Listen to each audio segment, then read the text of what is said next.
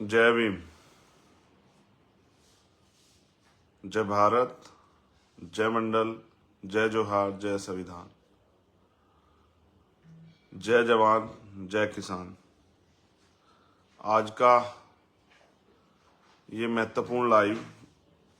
जिसके विषय में मैंने आपको जानकारी के तौर पे कल कैप्शन में दे भी दिया था कि इसका विषय क्या है, मुझे उस पर आपसे बात रखनी है और 2-3 बहुत जरूरी बातें हैं। मैं अपनी बात की शुरुआत करते हुए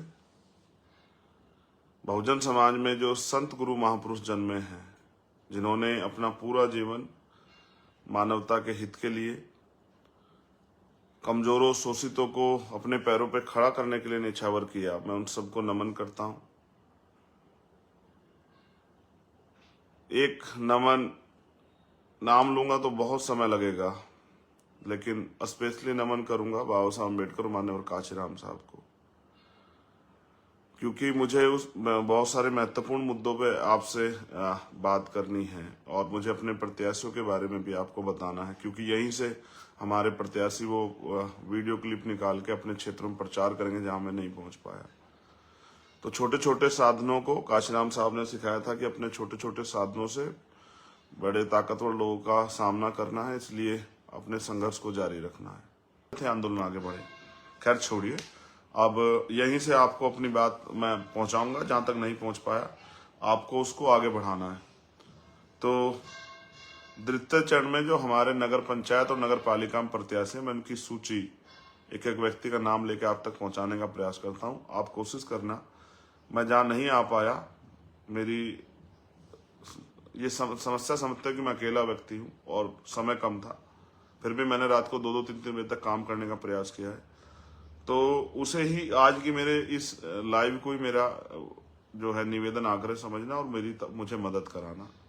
भीम आर्मी को अपने पैरों पर खड़े होने के लिए ताकत देना। परिणाम ये है, अभी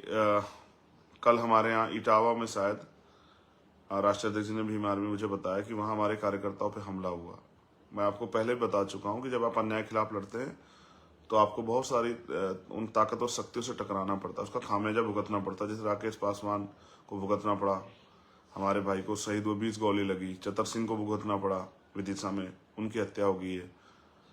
और आज झांसी के लिए मुझे कहना है, झांसी में हमारे जिला अध्यक्ष जो हैं उनके ऊपर कुछ आरोप लगे हैं, अगर वो आरोप सही है तो उनको सख्त से सख्त सजा मिले। मैं उनके बिल्कुल किसी अपराधी का पक्ष नहीं करूंगा, लेकिन अगर निर्दोष कोई है, और आप जानते हैं जिस तरह से हम लोग महिलाओं की लड़ाई लड़ी अपनी बहनों की जंतर मंत्र पे जाके, तो सरकार हमारी छवि को खराब करने के लिए कुछ इस तरह के प्रोपगंडे करती है, और आप ये बेहतर जानते हैं कि सरकार के सारे पुलिस को करती है। लेकिन मुझे बड़ा कष्ट इस बात का है कि रोज जिस मीडिया की आप आलोचना करते हैं, टीवी चैनल की, अखबार की, कि ये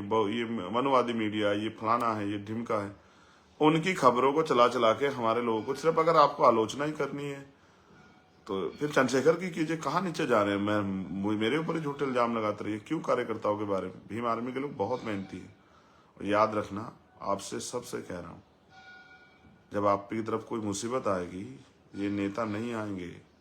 अगर कोई आएगा तो वो भीम आर्मी के मिशनरी वर्कर होंगे, आपके अपने परिवार के लोग होंगे। और हम नहीं देखते कौन किस पार्टी में है,